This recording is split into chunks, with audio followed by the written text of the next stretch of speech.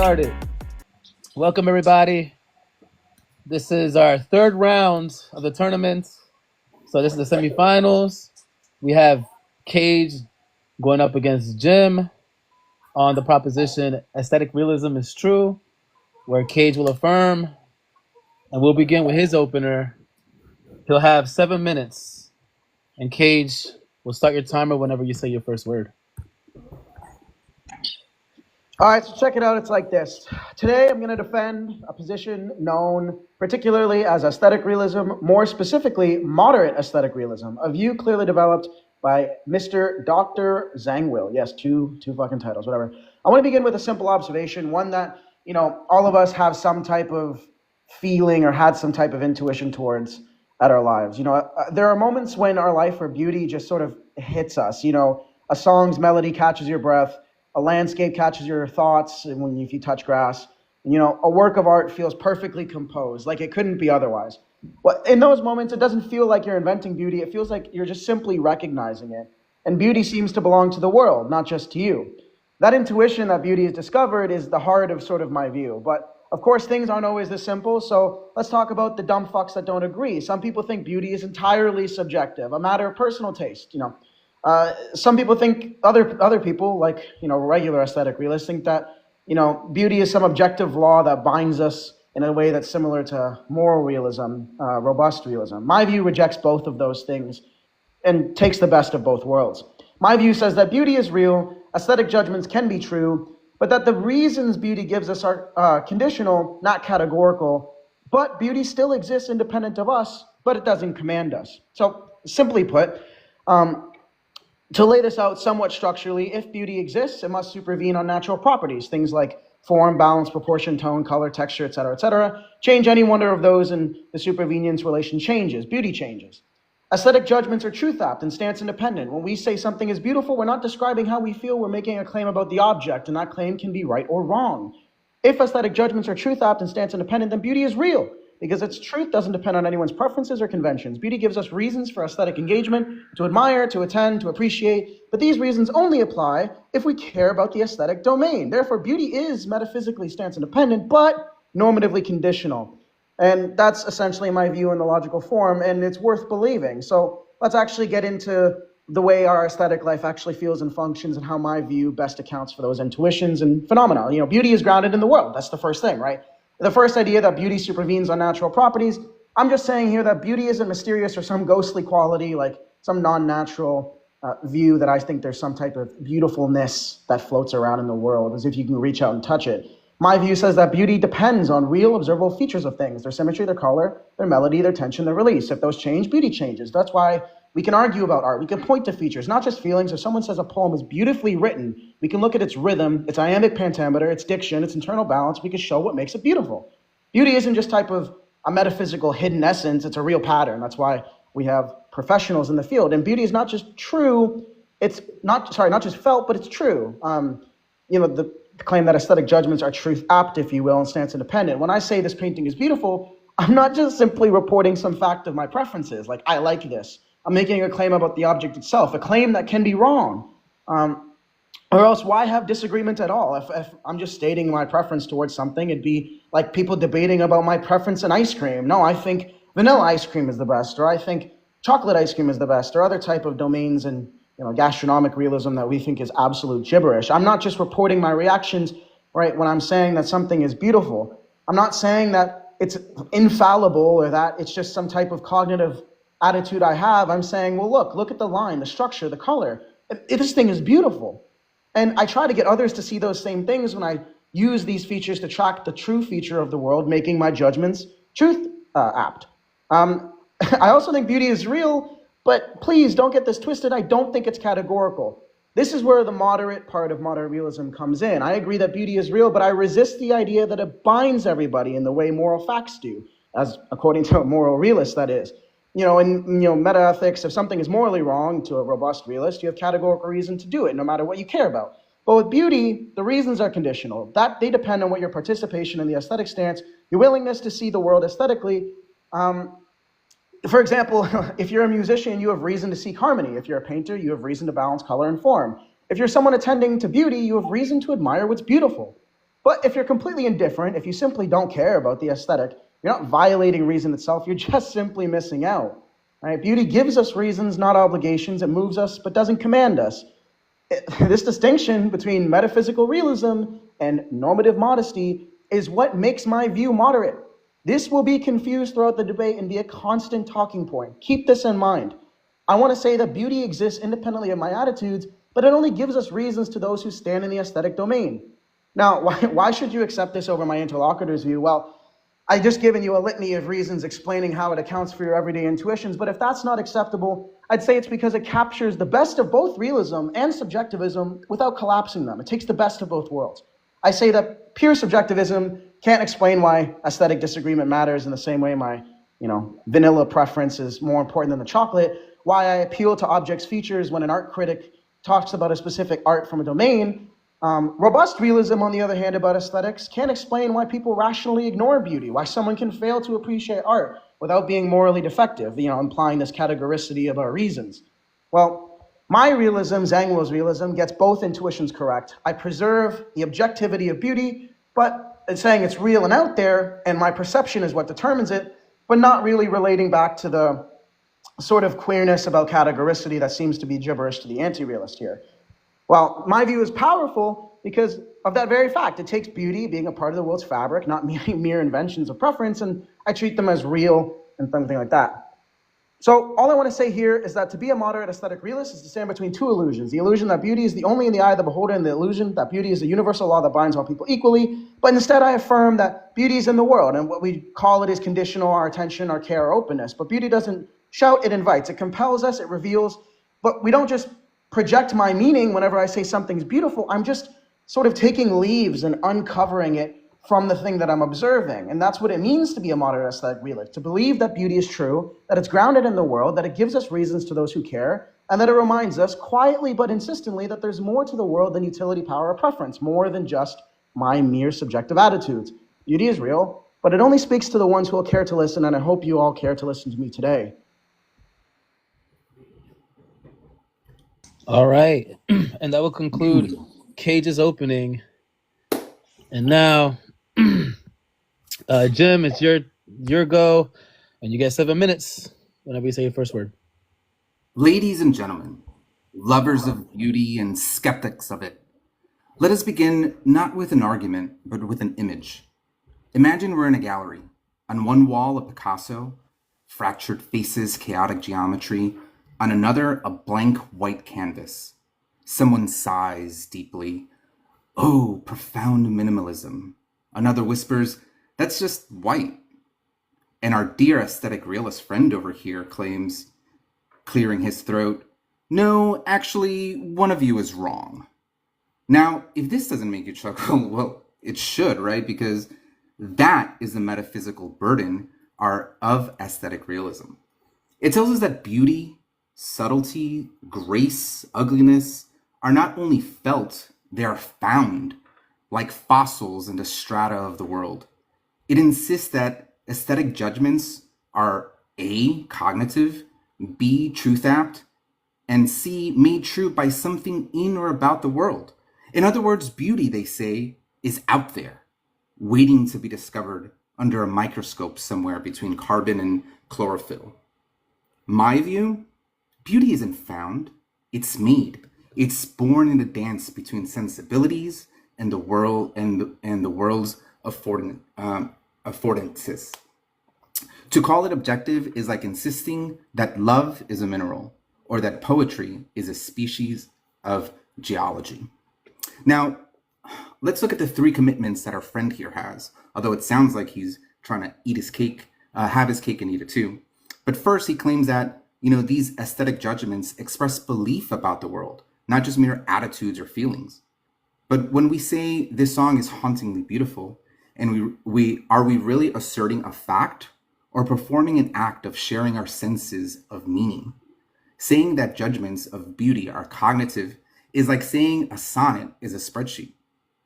It mistakes form for function. Second, the realist says these judgments are truth apt.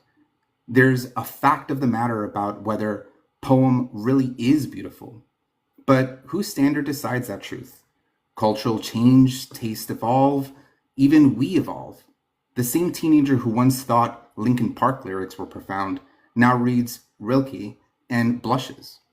If aesthetic claims can flip truth value with a change in playlist, perhaps they're not propositions of truth, but expressions of transformation. Third, they're made true by something in the world. This is the supervenience claim, the idea that aesthetic properties depend on natural properties, like colors or shapes, in a lawful way. But if this dependence is merely conditional, as my opponent admits in his opening, then the realist world is a house built on maybe. The moment a change in context, culture, or cognition alters the aesthetic response, the supposed objective property vanishes, like mist when you turn on the light. That's not realism. It's realism with training wheels, really. So here's a challenge for my opponent. He must show not only that aesthetic judgments can be true, but that they are true in virtue of the world, not in virtue of us. He must explain how the beauty of a painting supervenes naturally on pigments and patterns, while still accounting for the fact that those same pigments and patterns can bore one viewer and bring another to tears. He must do this without smuggling in human perception, culture, or emotion, because the moment he does, he's painting without our palette, not the world's. And he must do all this conditionally, which is like saying beauty is objective, except when it's not. So tonight, I invite you to ask yourself, when you're moved by a painting, a melody, or a poem, is that experience something you discovered or something you created? If beauty truly lived in the object, we'd all be critics in perfect agreement, and art galleries would be as boring as physics textbooks. Aesthetic realism claims to give us order. I say it drains the life from art. It mistakes the pulse of feeling for the pulse of the cosmos. It treats what is poetic as propositional and what is expressive as evidential. In short, it turns the art of living into an equation. And as any artist knows, equations don't make people cry. Thank you. All right, and that'll conclude the openers. Great. Now we start with our first rebuttal round or cross-examination. Kayj, you get 5 minutes, and we'll start the timer whenever you say your first word. To get more farming here with the music. Look, I wrote down some key points in your opener that it seemed like you weren't ready to talk about the supervenient stuff, but you did make one good point about how if it's the case that, just so I understand, your objection to my supervenience idea or Zangwill is what? It's the idea that supervenience isn't realist somehow? Yeah, so it seems that from your opener, you're saying that these aesthetic judgments are somehow, when we look at beauty, it is something that supervenes over the form, the structure, or the composition of the object at hand. Yeah, there's APBs and APRs. So APB is non-aesthetic natural features, which I'm not committed to any particular one for the record, just that there are these things.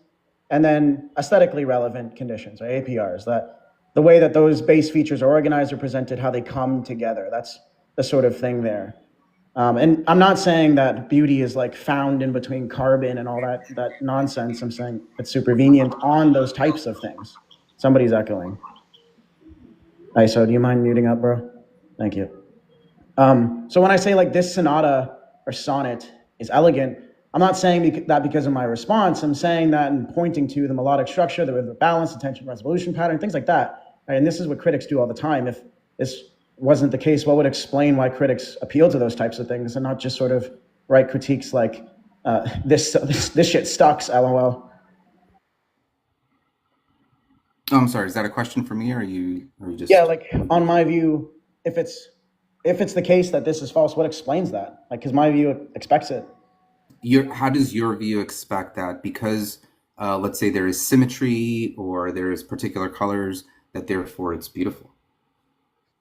Well, because that's just how they're arranged, and that's what those critics point to. They point, hey, you should change the structure here for your sonnet because it's a little bit crowded or it's a little bit chaotic. And what those things are describing is the structure of these physical things, right? Of those things that are whatever relevant, whatever they may be, such that it's confusing the beauty of it. That's my view. Expects that type of critic. Yeah, but I mean, like, what about like this similarly, right? Resonates with the view that realists have about like moral facts being natural, right? And we could just invite Moore's open-ended question. Yeah, I mean, this thing is symmetric, right? But is it beautiful? Like, what about it is beautiful just because it's symmetric? You could do that if I was saying that they're their own ontic thing. Right? I'm saying they're supervenient too. And more to the point, if you're saying like the other thing you said was that like people can change their playlist and find other things beautiful. Well, I'm not really committed to people being, right or wrong about the matter. They can obviously when they change their playlist, they're changing the APBs there. So that's kind of expected that yeah, if I change the APBs, then I change the APRs. That seems like evidence for my view.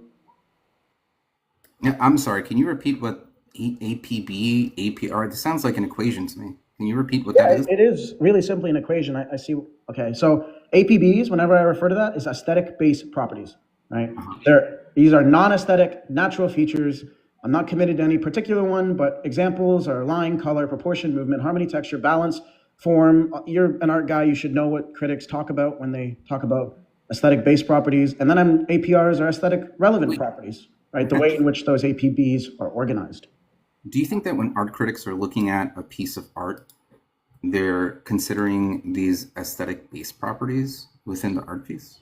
Oh, absolutely. When like on that fugue statue, a lot of the critiques were, "Hey, look, these APRs feel crowded, or the painting gives me a sense of anxiety." What they're doing there is they're not just describing their emotions about That's wait, I'm sorry, is that APR or APB? Because you said no the APB. aesthetic base properties, right? Yeah, when they say this painting feels crowded, they're saying, well, this object in the painting is too close to that one. This one doesn't feel shaped right. And it's affecting their judgment. And the judgment being whether it is or isn't beautiful. It gets vague. It gets Isn't blurry.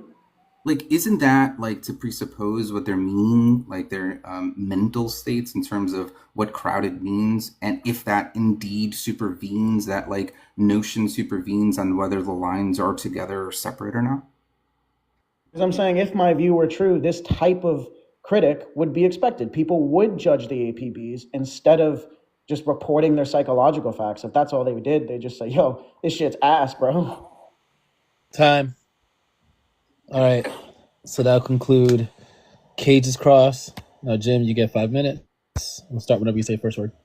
Yeah, so like I'm trying to understand your view a little bit because it seems as if though you are seeing that it's the best of both worlds. I'm not seeing how this is any different than like let's say for example under moral realism, right? I'm sorry, under moral anti-realism.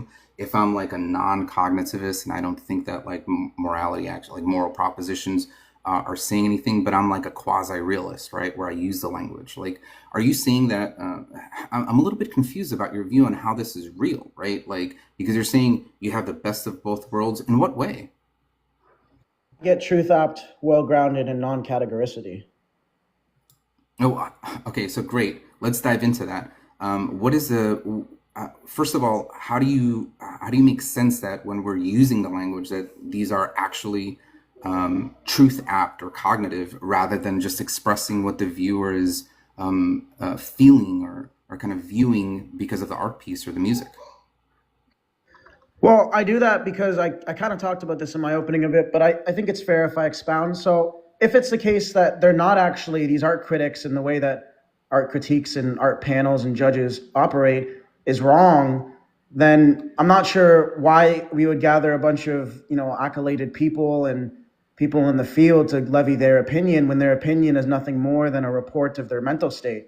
Why explains why I go for the doctorates in the field or the, practicers of the field instead of just walking off the street and asking random people. Yeah, but I mean, like, are you saying that because we have discourse or aesthetic disagreements, that therefore we're pointing at something that is real? No, I'm saying like, okay, how we treat non-cognitive discourse is like if I say I like jazz, I don't like you wouldn't say, yo, you're wrong. Or if I say like, yo, this film's butt ugly, right? I do like if somebody is watching a Space Odyssey, right? and they say, "Yo, this shit's ugly," I look at them like they're goddamn crazy. Or if I look at, A Starry Night, and somebody says, "Yo, this shit's dog water," like some 16-year-old kid, I just call them immature or ugly or like not well like cultured, right? These are judgments we use. So obviously, the way the folk are using this language is not the same way they're using like "ouch" or "I like jazz." Yeah, but look, you appeal to this like folk intuition, but I don't think that the folk really have a fully fleshed out view of what it is that they're doing, what it is that they're expressing when they use this type of semantic, right? In the same way that if we, survey the folk or ask them, right, for the majority, it may seem like they have some kind of realist intuitions, but indeed, they may not, right? So I don't know that digging deep into the way that we use the language, that we're actually going to get individuals saying that there are facts out. Well, first of all, on this cognitive thing, that they're not expressing something with, that painting is beautiful, that they're actually expressing something, about the world rather than expressing their emotions about how they feel about the painting. Well, if that were true, then I don't know why they'd call the child wrong, because the child is just expressing their emotions. But if that argument doesn't move you, maybe I can answer your question better. Why would we have aesthetic education or expertise? Why do people train to make better aesthetic judgments? Critics, musicians, designers, art historians, they spend millions of dollars trying to improve their craft. If it was just a taste thing, they just survey a bunch of people, right? But the improvement there is a cognitive act, tracking something. Otherwise, it's better or worse if you get training and education. I take it that you would say an art critic who went to school for the shit is more apt to make judgments about art than if I pull Joe Blow off the street. Yeah, but I mean, I think that when you go into education to get quote unquote better, right? This better isn't indexed to some standard out in the world or something. What it's indexed is going to be highly contextual, highly relativistic, highly time sensitive, right? What is better now, right, is not the same thing as what was better maybe 100 years ago in a far removed, place that is in the United States or this area, like this Western world, right? So this quote unquote better is something that's fluctuating, something that changes. It's not something that is rigid, the same way that we could, look at, water is H2O and see that, it's a fact about the world that there are water molecules out there. That's compatible with my view because, again, I don't comment on the particular APBs there. They could be a contemporary, non-contemporary, absurdist. It's fine with my view. Wait, APBs again, ABPs, aesthetic base properties. There. Alpha, Bravo, Pronto. Okay, let's go. All right, time for the second round of cross examinations. We'll start with Kayj. Hey, Kayj, whenever you say first word. In the Naruto intro music, it's bothering me. Okay, I guess we talked about the first tenant on my cross. The second tenant being, we talked about truth, aptness on yours. So I guess we'll just move to reasons, because I know that a lot of anti-realists in general have problems with stance-independent reasons. But I have news for you, Jim. What do you think about my view rejecting categoricity? Categoricity, is it like some normative? No. So yeah, categoricity about reasons is typically something normative. If I say that painting is beautiful, right, the robust aesthetic realist would say that there exists a normative pull, and entailed by that painting is beautiful, it follows that you should admire this, right? I reject that, and presumably so do you as well. I think that that's false. I think what it is if one is inclined to be in the aesthetic scene, right, then they have reason to find the painting beautiful or not, depending on its APBs. Is that amenable to you? Do you have any objections to that? I'm still unclear about how this view. So can you just go over that one more time? Maybe I'm just not it's not clear in terms of So here's my conditional view of reasons. If you care about aesthetic value, then you ought to admire beauty. But if you don't, you're not doing something aesthetically wrong. You're not violating reason. In the same way that if you want to win the chess game, you should castle your king. Okay, I mean, so what you're saying is that insofar as I want to make a painting that has some type of property, I should follow this standard or baseline or something? Well, there's not really a standard or baseline as like rules or something like that. It's just if you care about the relative aesthetic domain, then you should admire things that in whatever type of painting you're trying to make are already beautiful. You should take stock about that field. I think this is explained when people use, art school. They go and they particularly favor a realm of art, and then they study the relevant, history and the contemporary people that are in it. I feel like that's that's everyday thing. So I guess my question is, if you don't have a problem with that, do you want to move to the next point, or do you want Sure, to we can explain move to the something next one. else? Yeah, no, that's fine. I think I kind of capture that concept of it. Okay. Do you want me to explain APBs and APRs some more? Because I know that Yeah. So ABPs, Alpha Bravo pronto. Pronto, right? I understand those are kind of like symmetry and Well, they can be. I'm not entirely sure what they are. I just know that there are non-aesthetic natural features, right? And non that's what makes my so view. non-aesthetic natural features. By that you just mean like Yep. form, composition, Well, texture, it stuff like can that. be, right? Because I want to be quiet on those things so I can avoid critics that robust realists face. Like you mentioned earlier that the domain of art changes. Absolutely agree with you. I read earlier today something about John Cage, who is sort of the opposite of me, right? He thinks that, and this is more of a like comment about art, but I think it is relevant here. He thinks if I take a picture frame, punch out the middle, and just walk around my city like looking at things through that frame, whatever I look at behind the frame is art. I don't have to do anything else. Mhm. And I'm saying, well, on my view, that's not entirely accurate, but it's compatible because APBs, like the non-aesthetic natural features, line, color, proportion, movement, harmony, texture, balance, all those things can change. And the APBs are perfectly fine with changing, and my view remains the same because it's not the particular instances of both properties, it's just the relationship they're in. Okay, and so that's ABPs. What's the other one? ABRs. I said it wrong. Aesthetic relevant reasons, Alpha Romeo Romeo. Okay. That's just the way that the base features are organized and presented. And that's obviously going to be context dependent. If you're a sculptor, you're not going to give a fuck about what lens you should be using in photography, right? So I'm fine with saying those things are context relevant. And from those two things, a property emerges, property being beauty. It's not reducible to those two things, but it depends on them. Okay.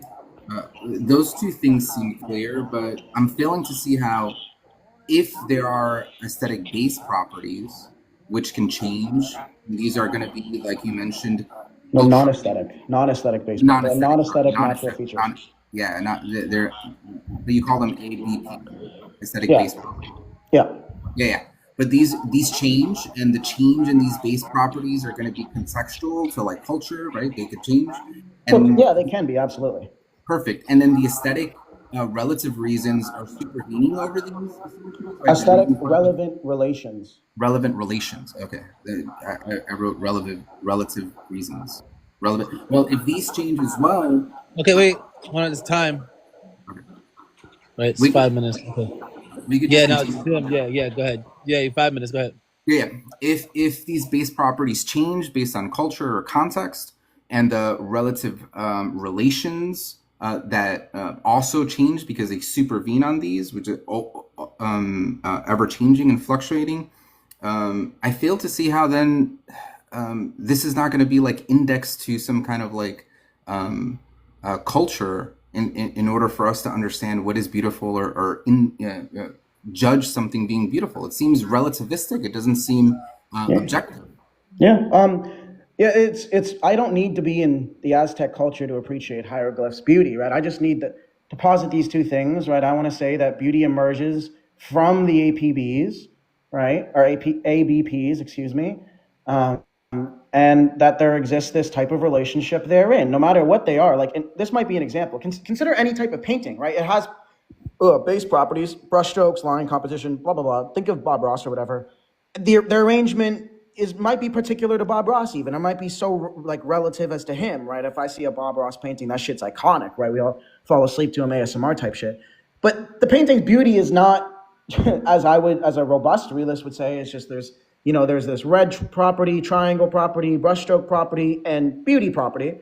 I'm saying how those red triangle brushstroke come together, right? There exists a supervenient aesthetic property that's dependent on the features still real and objectively instantiated, because the epistemic question is divorced here. If it helps you think of it, think of like type B physicalism about the mind. It's the same sort of relation there.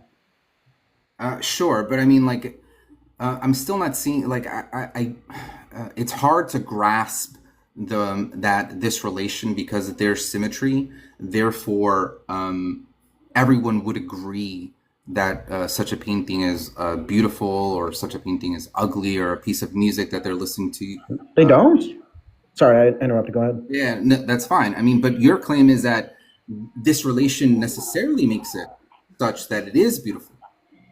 Not for all arrangements, right? Obviously, art critics spend hours and hours sitting in theaters arguing about the aesthetic-based, non-aesthetic-based properties, right? That's what they do. And I'm saying, look, I mean, if what you're asking me, if I'm interpreting you charitably, is take any object, duplicate its aesthetic or non-aesthetic-based properties, would they both be beautiful? Well, insofar as those two like aesthetic-based properties are identical, then yeah, but you're just asking me, would I create another object for which is identical to the previous one that I already think is beautiful? Then of course it obtains, right? That's not a problem. But if you're asking me, is there still exists epistemic disagreement such that we have reason to doubt whether these non-aesthetic based properties make it such that beauty exists?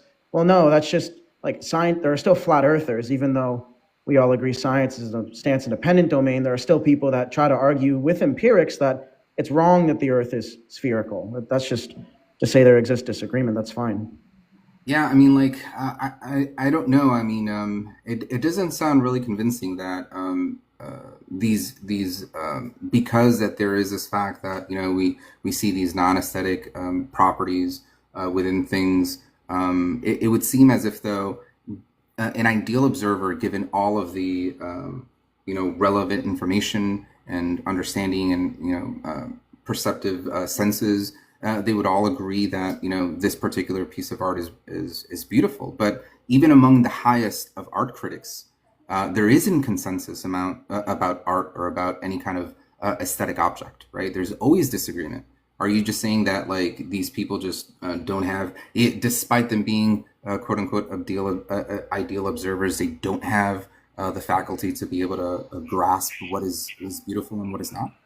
Yeah, so good question, right? And this was the question I had when investigating The View. You know, David Davies, R. Monroe, right? They want to say the same type of objection, like, look, if we take an ideal observer, somebody who's like omniscient or close to that, just a fully informed, you know, person, and give them two different works of art that another person that's equal in their field is labeled as beautiful, it's still perfectly possible, if not plausible, given how we know these people act, that they disagree.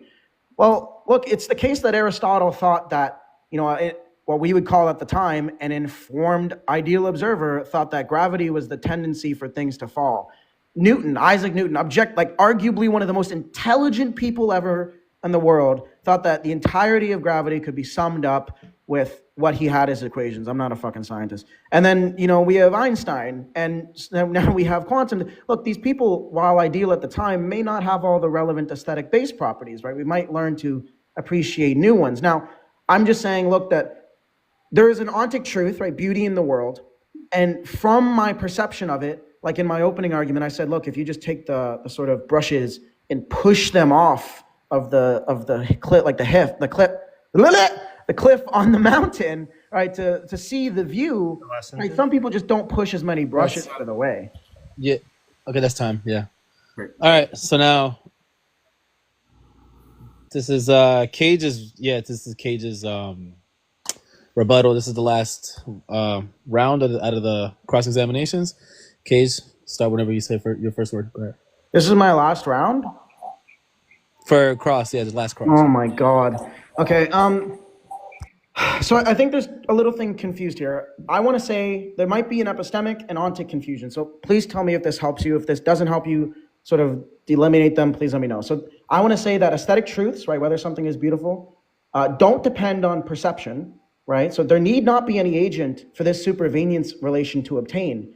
But for somebody to know that that relationship has obtained, they obviously need to interact with it, right? I don't think that beauty depends on the human, like, whether or not beauty depends on human perception. I think that's like saying mountains depend on mountaineers. It's like, obviously the mountain comes first. The mountaineers are just discovering it. Does that make sense? Yeah. So, I mean, basically you're just saying that the amount these properties exist independent. People are just perceiving them and discovering these base properties and the relations that they have Yeah, back. and you agree that these people can be wrong. Obviously, um, if I move this brushes off the mountain, take that, or like a really big rock. I'm a big dude. So if I move the rock to see more of the mountain, I can levy a judgment that it's beautiful. But if the Thor, right, Hafthor Bjornsson, moves a fucking crater, right, to see a really ugly, or like maybe somebody smaller than me, sorry. So I move a huge rock, I see a beautiful mountaintop. Somebody else moves a small rock and only sees a disgusting valley, right? Just a mud-ridden swamp. Well, they don't have all the ABPs there, right? They don't have all the non-aesthetic base properties to make an accurate judgment. That's not to say that the APBs aren't there, right? Like we wouldn't say that follows. Okay. Okay, well, then on this view, so we talked about the non-categoricity, we talked about truth aptness, we talked about their true independent. Which one of those are you still confused on? We'll just talk about that. Sure. Oh, wait. So, did you address? We addressed it. This music is terrible. Yeah. I don't know. Somebody has a bit of a no or something. Oh, it's my Naruto music. Okay, whatever. Okay, maybe truth aptness. Yeah, I mean, sure, we could get into truth aptness. I mean, what's your defense, or at least rebuttal to the critique that, let's say, an aesthetic error theorist might have, that whenever you're making these,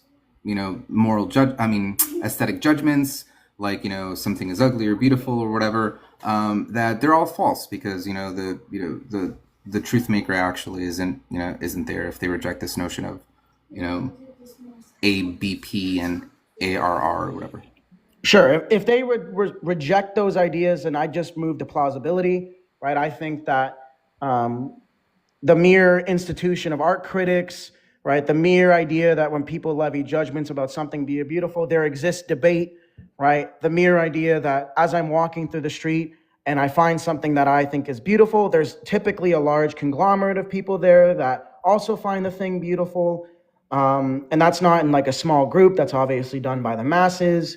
All of these facts seem to make it more likely the case on consistency, more likely the case, on intuition, right? And when I think about when Aristoteles claims that beauty isn't real and that we're always wrong when we say a painting is beautiful, just on its face, crowd, imagine telling your partner that they're beautiful and then they say, but you're an error theorist.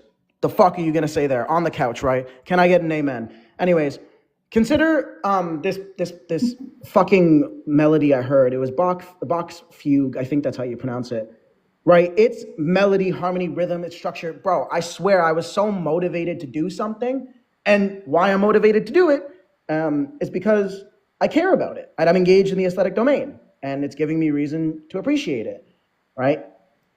On the error theorist view, if that wasn't the case, then they'd just be saying what I'm experiencing is systematically false. That all these people that are moved by, these popular culture, Meg the Stallion, if you will, or Drake, or any of those things, this moved feeling that people have is just gibberish. It's just nonsense. It's unexplained. It's epiphenomenally bankrupt. It's empty, right? But do you think that do you think that that's what the error theorist is saying, that even in like a moral discourse or an aesthetic discourse, that whenever people are making judgments, that it's bankrupt, like that they have no license to make these judgments, or are they just saying that By bankrupt, I just mean that it's not possible to be. Well, it's not true in any respect. Like it can never be true. Sure, but do you think that something cannot be true, yet us are able to engage in the discourse of it? Are we starting your cross right here, Jim? Sure. Yeah. Okay. I think we can engage in discourse, but what explains why we would? I mean, do you think people would sit around and talk about 1 + 1 equaling 3 when they're all pianists? Yeah. I mean, look, on this view, it just seems like, piggybacking off of your example here, if I'm sitting across the person that I love and I'm looking at them in their eyes and I say, you're beautiful, but not because of how I feel about you or the emotions you invoke when I look in your eyes, but because, there are these base properties, symmetry, lines or whatever it is that you said, and these have a relation, and that's the only reason that I find you beautiful. I mean, that would be ridiculous. Well, I'd agree with you if aesthetic-based properties were just like merely physically descriptive in a way that only explains the outside. There are plenty of artists, Jim, that make a point on this very commentary where they have a really boring outside, and then as you break apart the shells, right, you get more and more aesthetic-based properties that are actually made up of the thing's identity. Think of even in Shrek, right? When you peel a fucking, what's it called? An onion. Right? Shrek is like an onion. I can't tell if it's sorry. Just yell at me if I can't really hear you because I'm using my phone mic. But peel the onion, and the more you peel, more and more and more, you find more ABPs that are true of the thing, true of the identity of the person. So no, honey, I don't just love you because you got a fat ass and a nice rack. I love you because you're a kind-hearted person. You have a beautiful smile. The way you treat people is amazing. And in addition to the fat ass and nice rack, the way that those things make up who you are, generate this property that supervenes on that thing. It's beauty. Yeah, so are you telling me, look, if we existed in a world without perceivers, right, without people to perceive these, base properties or whatever, like, I don't know, like if all minds vanished, are you telling me that something like the Taj Mahal would still be beautiful? Or is it just merely some symmetrical structure? Okay, yes, it would still be beautiful, but not in an epistemic way, right? Obviously, it wouldn't. Mountains would still exist if there are no mountaineers. So if you're asking me an epistemic question, no, that's false. But an onto question, yes, that's true. Okay. Well, I mean, if these things just supervene, if I'm understanding your view correctly, these properties supervene on this, like these, or at least beauty, right, supervenes on these kind of like base properties, natural properties, you say that are intrinsic, right? Symmetry, color, etc., etc. How do you explain the normative that we do from these particular features to an evaluative one, right? When we're doing the judgment, that because of these features, therefore, there is beauty, there is harmony. You don't think that leap is supplied by our response rather than by the thing itself? No, because if it was by our response, what explains why people wish to choose the way things are arranged, right? Instead of art critics saying, my response just here is because of some other type of causal explanatory thing here. What explains why they say, yo, you should change this, change that, and then you'll be beautiful? Or it might then we'll come back and, I'll perceive it again. Yeah, but those changes, like you already admitted to earlier on, fluctuate, and they fluctuate based on they fluctuate based on context, based on time, based on the relativeness of where this art is being done, right? So the reason that they would say that is because they're influenced by the context, not because it's something about the world that they're trying to aim toward. Well, that's not true, Jim. I don't need to be a part of a culture and share their values and norms in order to look at the culture's art and still deem it as beautiful. I don't disagree that the culture might have a different constitutive makeup of the sort of ABPs there, but the beauty isn't one of the ABPs, right? I think we're confusing that. It's not just another non-aesthetic base property, right? The beauty is the relationship between the aesthetic base property and the aesthetic related reason. That's fine, but I would reject that on the basis of like this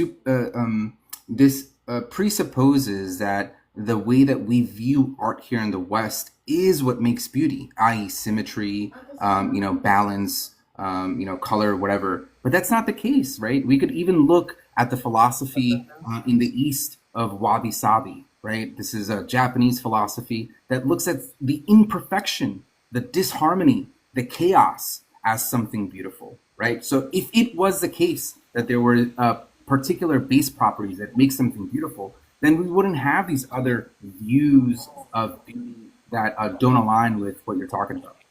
Time. Okay, time. That's time. All right, so we move on to the closers. Kayj, we'll start your timer whenever you say your first word.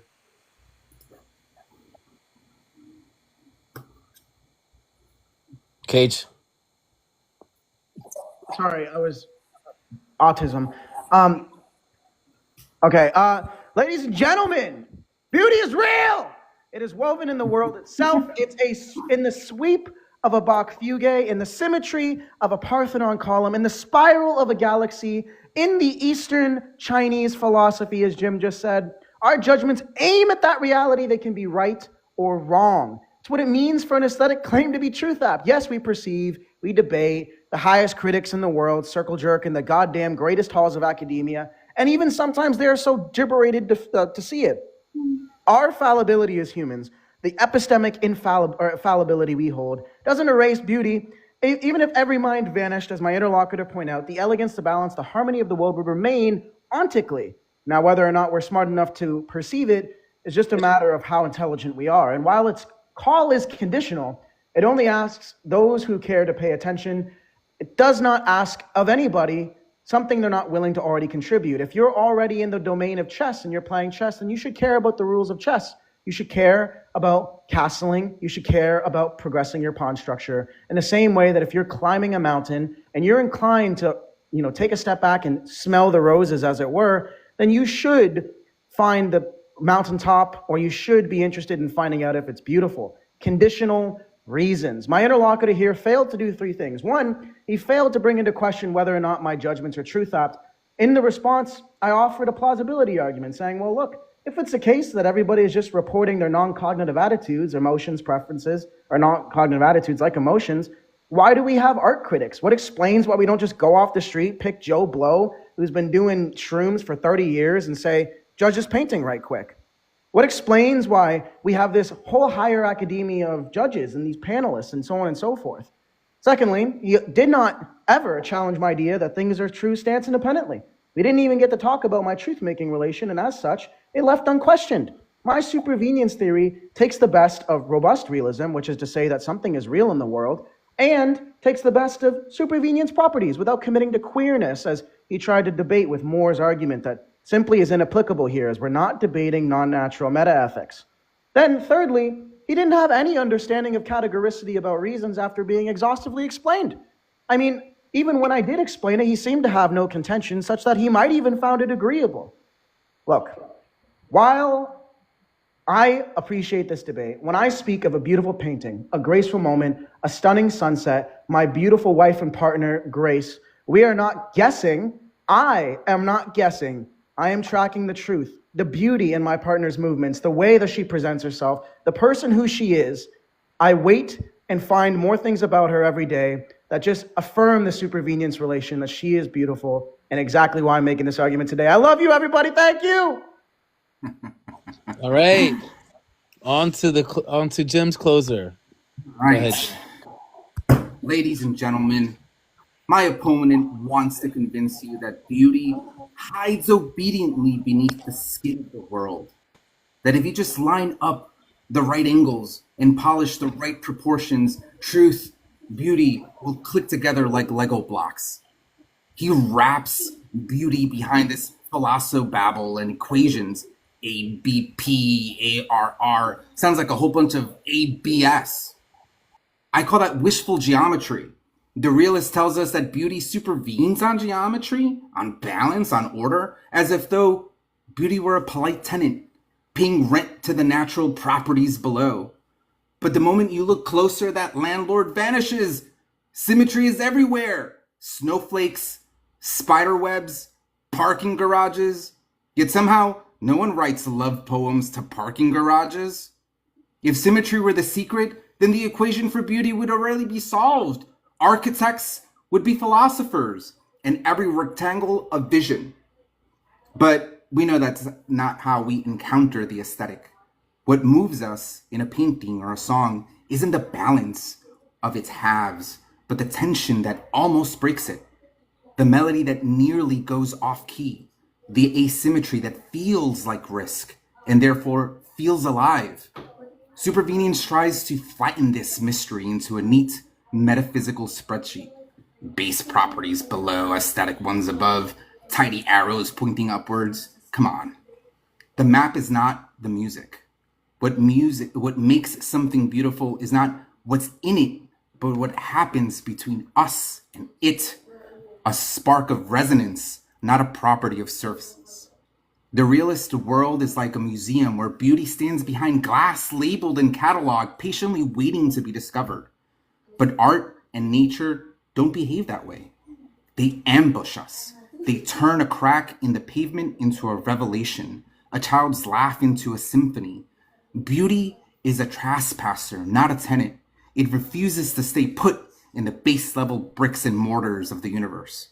So when my opponent here claims that aesthetic values supervene on the physical, I say that's like claiming humor supervenes on grammar. Yeah, words are needed, but punchlines aren't hiding in syntax. The joke exists in the timing, in the response, in the shared understanding between the speaker and the listener. In short, it's in us.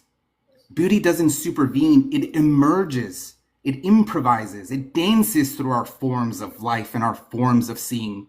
To reduce it to symmetry is to miss the jazz of existence, the offbeat, the swing, the humanity in the imperfection.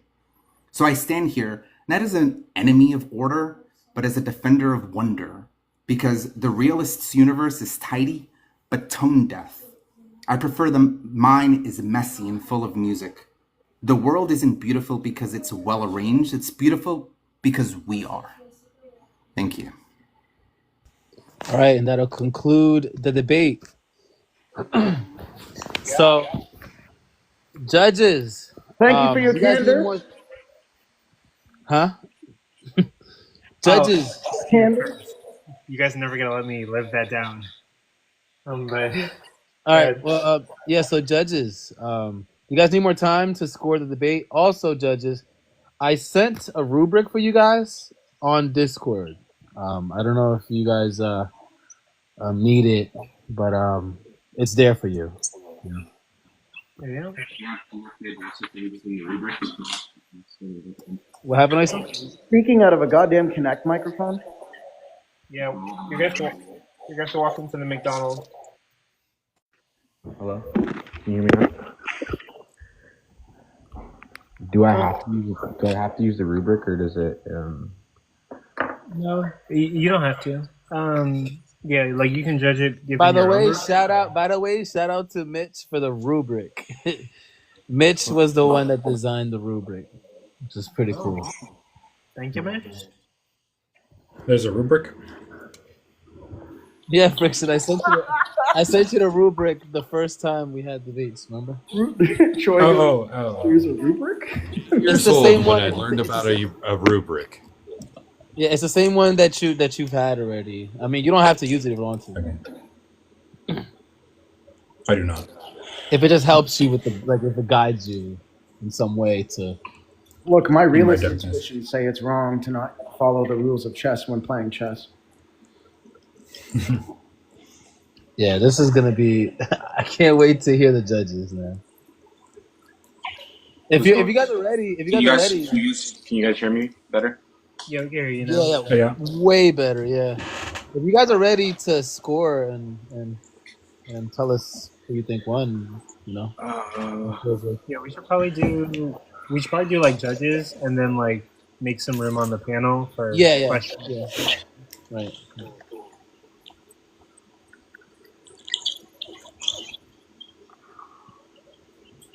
Yeah, whenever you guys are ready, you know, any of you. I'll go first. It seems like someone doesn't want to start. They don't know. No, I mean, you know, it's scoring, right? So, I mean, if you guys want to score, go ahead, Isa. Go ahead. Do I have to literally give a score, or can I just talk about what they were speaking? No. That's not. I don't actually mean like a number. Go ahead, just like. Okay, cool. I haven't done this. No, you're good. It's not a number. I was just saying, like, if they wanted to. Go ahead. Just go. Yeah, I'd just say that I think Kayj was his opener was pretty what's the word here? Persuasive in my opinion, right? Like the sort of benefits of observing his view, having this like conditional normativity and not being binding. There being I think the idea that there's some sort of like true sort of stance independent beauty or relationship between symmetry or the things we value in art is a strong intuition that I've had. But at the same time, I think Jim did a good job bringing about the opinions of farther away cultures and other sides of the world where they might not value the same. I think it was AB aesthetic-based properties, maybe different aesthetic-based properties. I know that they mentioned context having to do still be part of those sort of conditionals that are either enhance or allow you to discover these base properties and things along that nature. But I don't know if he adequately argued for why this view better accounts exactly for what we truly see when we observe art. And a lot of the the cross examinations were pretty polite. I don't know if there's like Kayj was teaching Jim, so I'll give him to Kayj. Honestly, some of them Jim did a good job too, a pretty great job with his closer. I really like the poetry. He did pretty good on the cross as well, but it seemed have like pretty much just like a calm, good faith dialectic conversation for the most part. Obviously, you guys are friends, so it makes it more difficult to base y'all like rhetoric and stuff along those lines. But I'm gonna give it to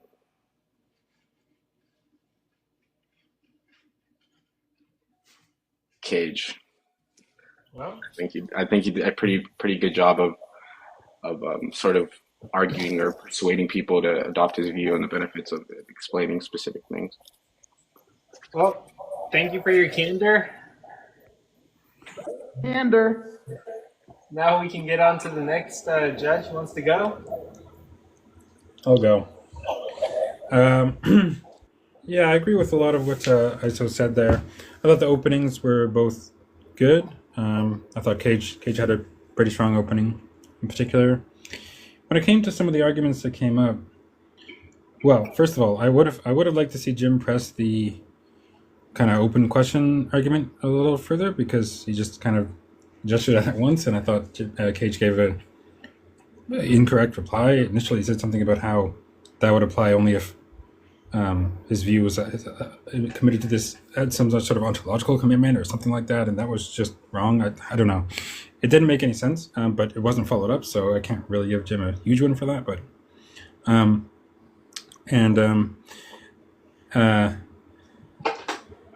the main arguments from Kayj, it seemed to me, were just his own intuitions or people's collective intuitions about particular cases, certain set of judgments, and how it not being dependent on how they just feel or something like that. And then the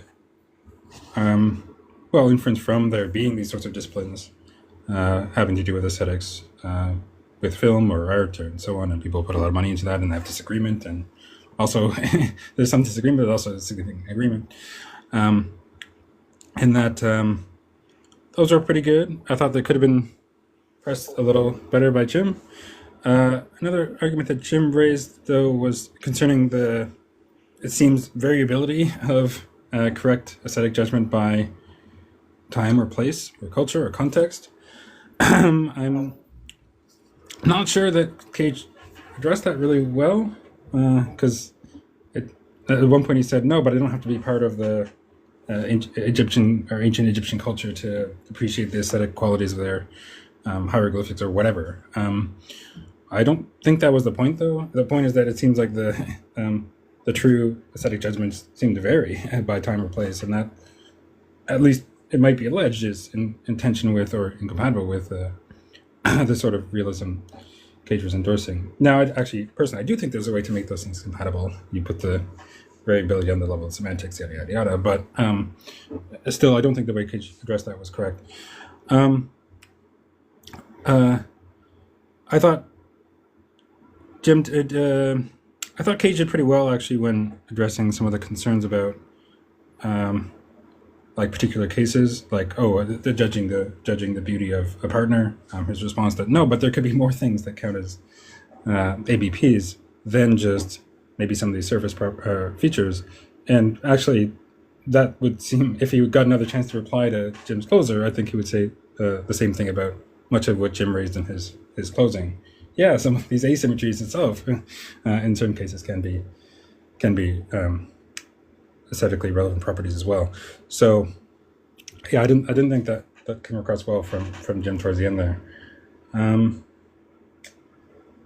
I was a little bit confused about Kayj's view at one point where he said something to the effect of how the beauty emerges from the relation between the aesthetic-based properties and the ARRs.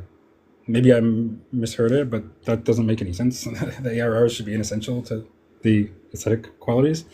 That should only be relevant to what motivates us or what reasons we have, and as a result of, in part, the aesthetic qualities. But regardless, minor quibble. I would have liked to see more discussion on the semantics and stuff like that. I think both debaters did pretty well. Definitely, as I've discussed, some shortcomings on both sides. But overall, I think Kayj came out a little bit better. So I'll give it to Kayj. Okay, thank you for your judgment. And the next judge can go. Wait, so is that like 2 for Kayj, right?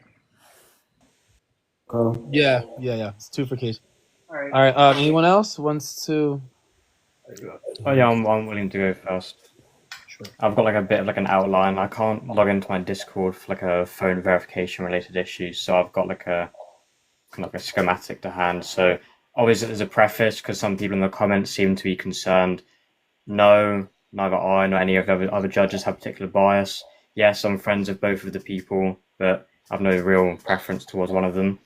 I found both of them had, pretty good openers, maybe some needless poetry, but I mean, nonetheless, they were relatively fleshed out. I think Kayj's maybe took the cake, but that's only because, he had loads of kind of pre-planning as to his view, and Jim would seemingly need to borrow from just general anti-realist kind of lines of reasoning.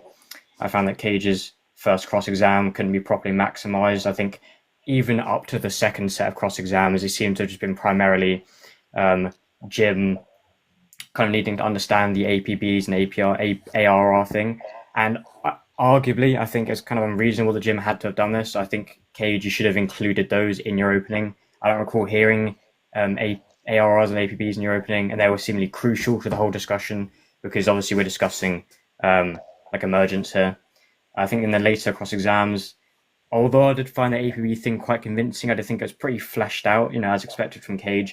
I still hold some contentions I could flesh out later. I think Jim did quite well in highlighting the main point. So what is the abductive warrant here? I think seeing his Kayj as the one that's affirming this, he should have given a lot more motivation on his whole argument from professional fields, as Troy said. Like, effectively, he's saying, why is it there's a convergence and that people invest so much time and money into these institutions and these careers to assess these features? Well, there's various anti-realist pushbacks, and maybe if Jim didn't, cover the full breadth of comments he could have made, I don't think Kayj gave enough comprehensive, motivation for that. Nonetheless, I think it could have been a little bit better in terms of the time dictated, but I think I'll probably have to give it to Jim on like a really, really slim amount just because Kayj was the affirming one, and I don't think the abductive warrant kind of part was properly defended. Absolutely. Thank you for your input. And then the next judge can go. All right. We're starting Tiny. First, I would like to thank everybody for choosing me to judge. Thank your host, Coco and Carla. Going to the debate, it was an interesting debate. We started with Kayj.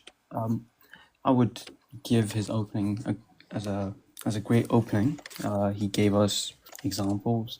He demonstrated the fact that it's non-categorical. It's a moderate aesthetic realist account from Zangwill, etc. And he gave us also good intuition pumps. But when it comes to Jim, I prefer Jim's opening, where he gave us the painting examples and gave Kayj three burdens to uplift. We have beliefs about the world, some facts about the world, judgments, if they're truth apps or not, and what is it made true by, in virtue of what those facts are true. When it comes to the opening, I'll give it to Jim. Moving to the back and forth, I'm gonna, for the first session, I'll give Kayj the point, because it seemed more of a Jim trying to understand Kayj's position, more about the ABP and how the reasoning worked. And I would give it to Kayj also because he gave pretty robust answers to Jim's questions about like the intuitions, if it was just the intuition of the folks, or is it something further? But when it comes to this, the latter part, Kayj, when he defined beauty as an emergent from the ABP, and we didn't have a good account, it sounded quite vague. I think he could have expanded it a bit more on it, but he made the distinction between the ontic status and the epistemic status, where these ABPs are stance independent, but can be sort of found, and he gave good demonstrations with the hieroglyphics. Quite vague on the participation part, because somehow he rejected participations, but somehow when you look into those forms of hieroglyphics, you're somehow participating in them. He didn't make the distinction quite clear. And for the conclusions, I would give it to Kayj. He had pretty good responses. It was very close. Jim had also great ending. And on the end, I think Kayj takes it. That's for me. All right, Tiny. Yeah, so I thought both openers were very awesome. I appreciate everybody for listening. I appreciate the participants, and I'd appreciate if ISO could mute because there's an echo. Well, Kayj laid out his view as it's more of a real pattern that's found in nature, that stance independent. It's not subjective. It's truth apt. But at the same time, it can be wrong. He related it to moral realism and robust realism in Zangwill, and it's more of a grounded thing than a preference. While Jim's opening was focusing on the imagery of art, the profundity, how it's built up and a progressive thing, and it's not something that's found in nature, and it's a shared presentation. And he laid out how the realism view makes it less meaningful or impactful. I think that both did very well in those openers, but I'm going to give the opener to Jim. And then in the first round of cross-examines, Kayj laid out how it's a supervenience, and it's built on types, and it's an arranged structure over a scattered structure. He's taking it as like an ontic form, and he was trying to lay out the ABP and the ARR, which he said is APR, but that's neither here nor there. It was rejecting categoricity, and it's more of a normative pull.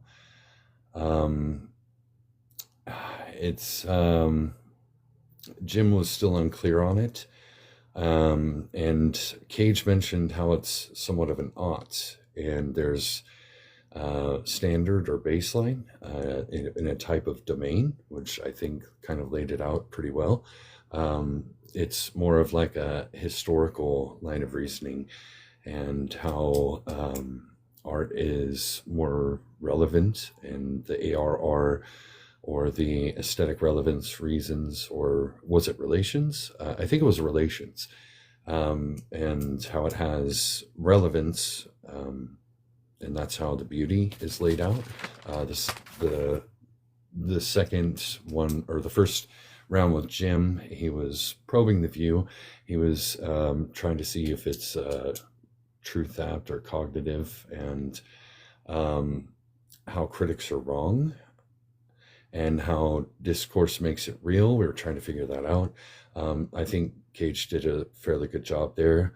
I think Jim did a pretty good job of pointing it out, how it's seemings versus stance dependency, which really, I think it's kind of an expression of feeling still. But Kayj was saying that it's more of an academic sense, and how it's indexed, but it's actually still indexed to relativistic time and place and culture. And I think Jim won out in the first cross exams. In the second cross exams, Kayj was laying how it's the difference between epistemic and ontic, which I think he did a good job for that. He was laying out how it's like a mountain, that mountain still exists, kind of like beauty still exists, whether somebody's there.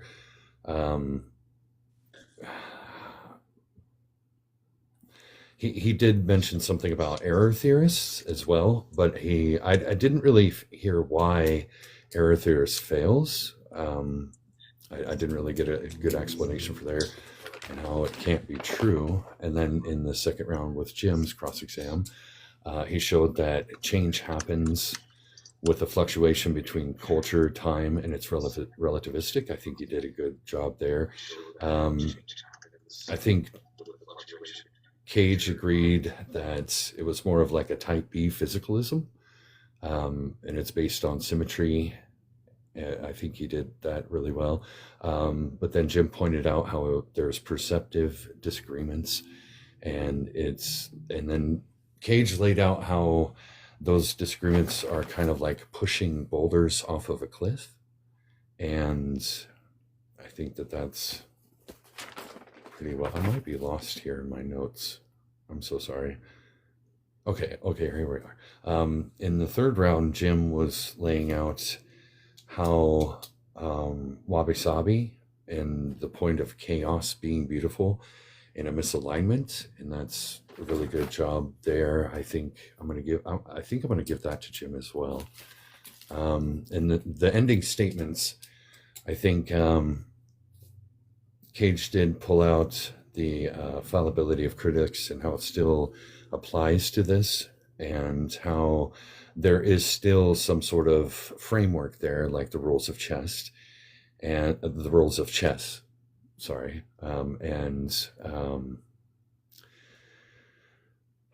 how there's like a mountaintop, and how it's less plausibility and more up to art critics who are trained in the field. And I think I'm going to give the closing statement to Kayj there, even though Jim did lay out a really good form about how symmetry can't be beauty, like invoking like a parking garage as some beautiful structure. That was actually pretty good. I did appreciate that. He did say the map is not the music. I really like that. It's more of a spark of resonance, and I don't know. I think overall, I think Jim had this one, and contending with Kayj's view. I think Kayj really did have a very clear explanation eventually, but I still think it wasn't enough to show that it is like some sort of realist thing in the world. But I really appreciate both the gentlemen for this debate. You guys did really well, and I think you guys had amazing points between the two of you. All right, thank you, Tiny, for that. Coco, you want to say For your something? candor. Yeah. Thank you guys both Thanks for watching Andor. Yeah. But no, thank you guys both for competing, and I think both you guys did a very good job. Yeah, just Obviously, go ahead.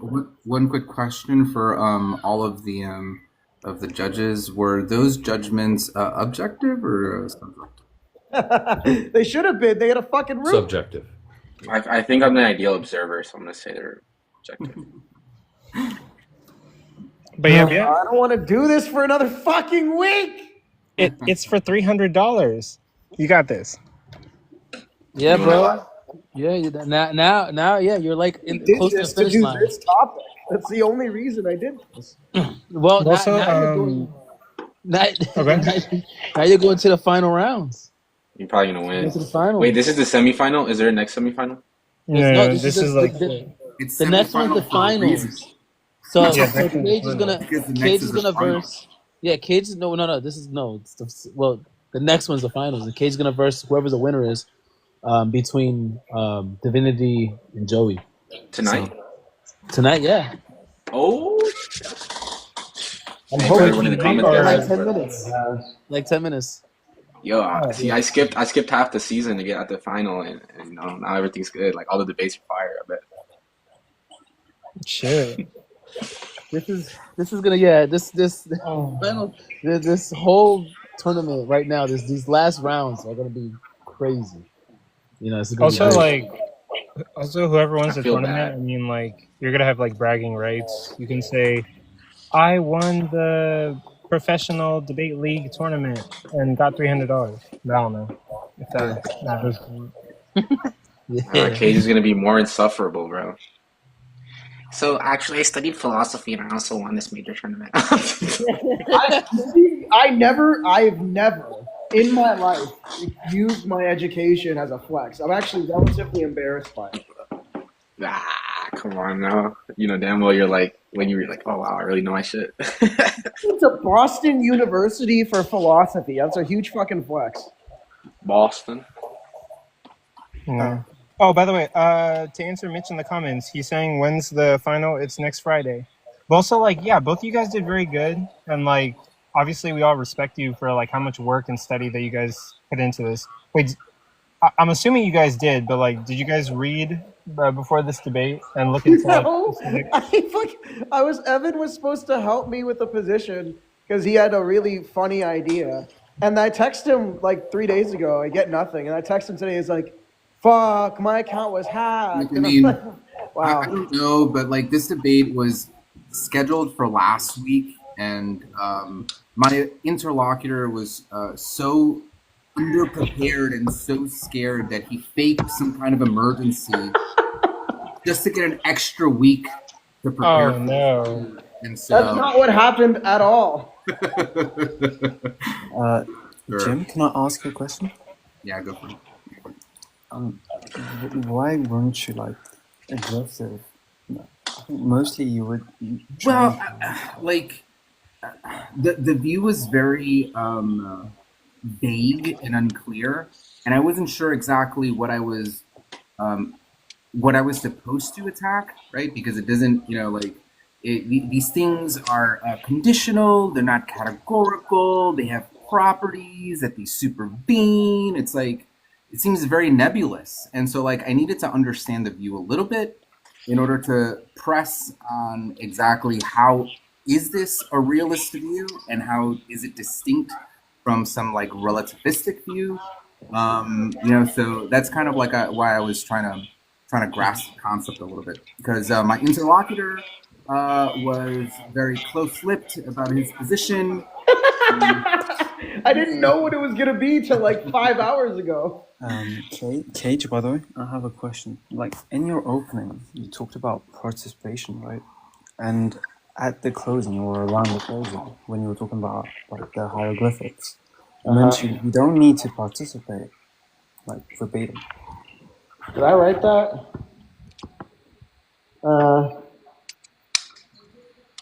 What? I didn't say don't need to participate. I said I talked about a painting. It's beautiful, graceful moment, stunning. Mentioned. I wrote here. Mentioned things about grace. And then yeah, that was it. In my opening, I talked about Like somebody said I didn't give an argument. I gave a deductive argument.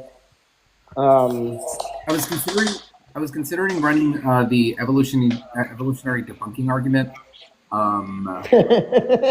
for aesthetic. Aesthetic Yeah, so properties. let's try to clear the panel. Besides Kim and Jay, We did talk about ABPs. I I talked said Kim and right Jay. here. I said if Jim and beauty Kayj. exists, it supervenes on natural properties, things like form, balance, proposition. Unless tone, color, Coco and wants to texture. stay up. Coco, you can stay up if you want to. And But Kayj. that's Oh yeah, I'll stay up. Jim and Jim and Kayj. Yeah. We should probably get to audience questions. Yeah, and let's critiques. clear the. Yeah, besides Jim and Kayj, let's clear the panel. But thank you, judges. We really appreciate you guys helping us out. What's the next? Wait. So when is the It's next? in 5 minutes. Let's try to do this, ISO. What is it? What is it about? But you don't have to. You don't have to judge that one. We just needed you for this one.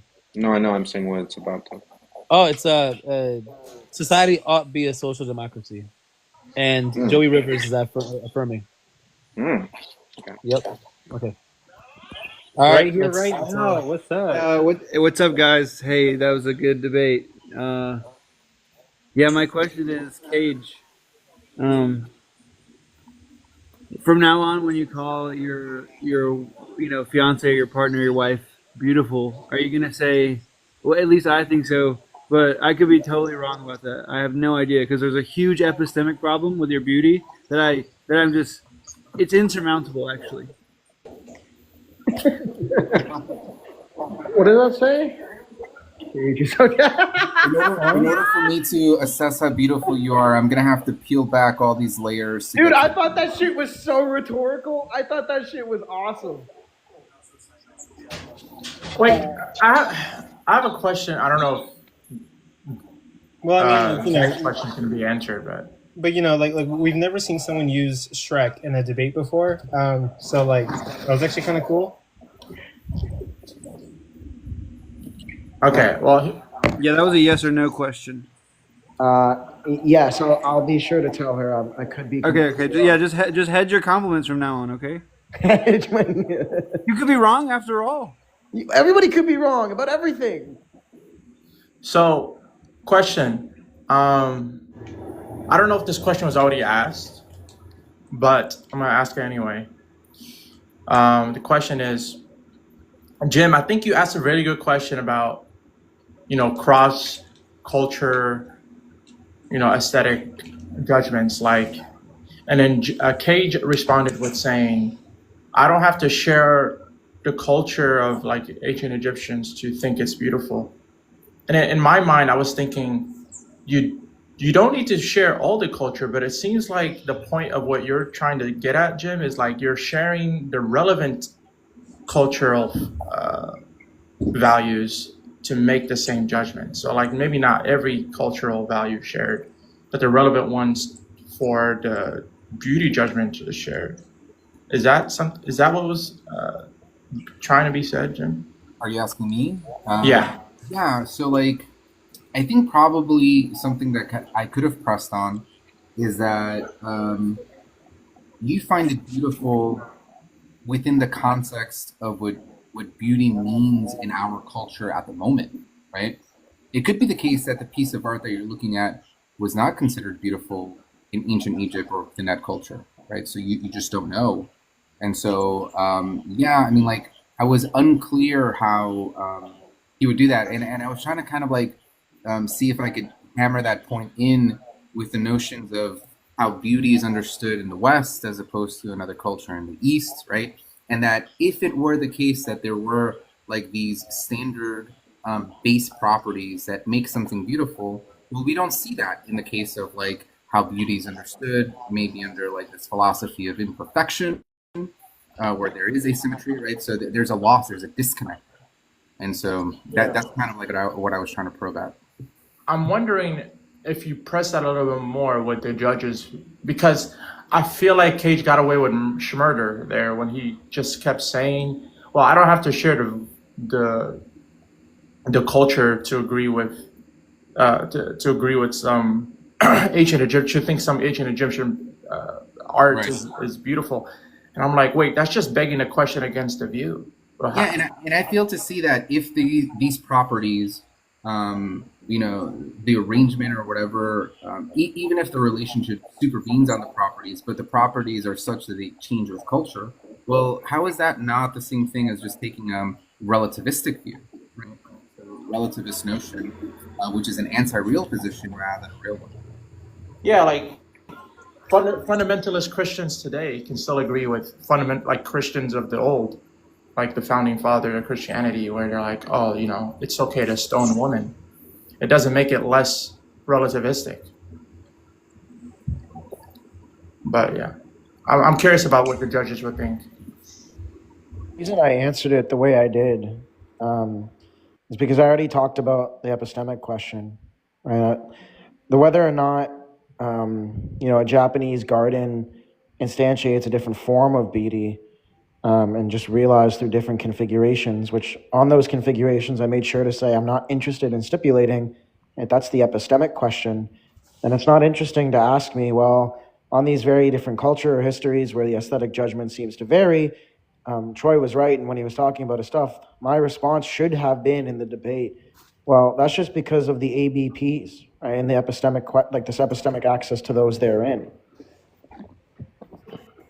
Well, is your statement something like if they share all the ABPs and ARRs that they would deductively necessarily reach the same conclusion about their beauty, the beauty of the art? No, take any property, any ABP, all of those, and duplicate it such that you now have two objects that are identical, then it would follow that if one is beautiful, the other is beautiful. Right, that's from the Super Venus. I know we're going to go into the next debate, I think, soon, but I just want to make one quick other remark that I meant to bring up in my review.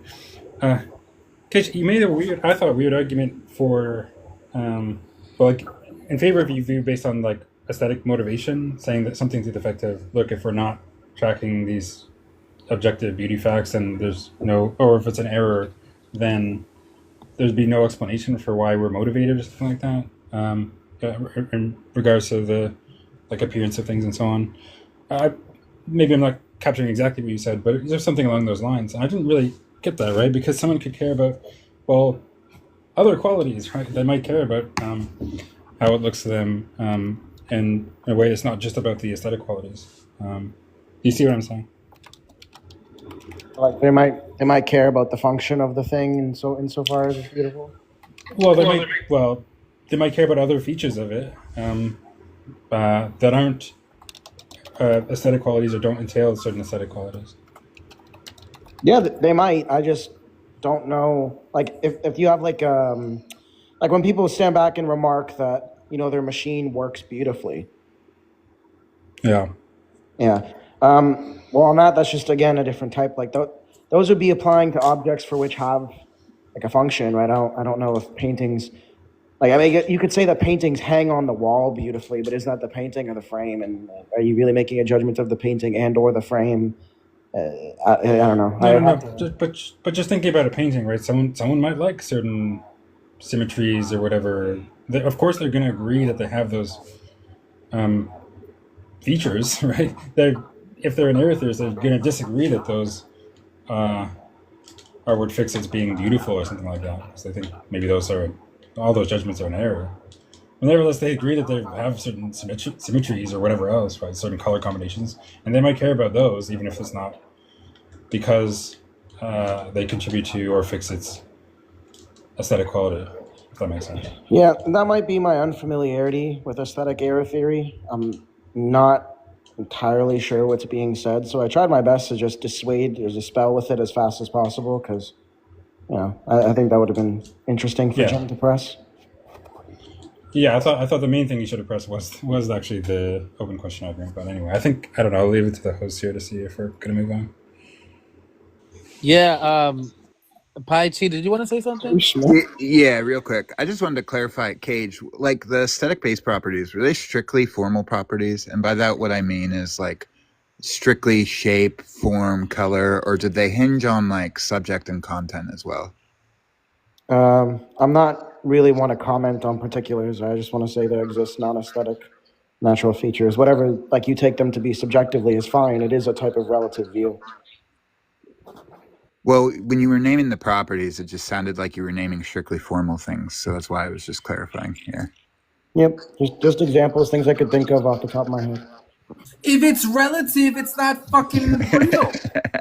I can have relative realism. Well, the reason I wanted to clarify is because, like, it sounded similar to Clive Bell's significant form, but he makes this distinction between aesthetic emotion and aesthetic judgment, right? So, like, form might link to aesthetic, like, arousal, but not necessarily preference or judgment. So that's just why I was just curious. Yeah. So, thanks. Okay. Joe, what do you want to ask, man? With that, what's next? Wait, Patchwork. Do you have something to ask?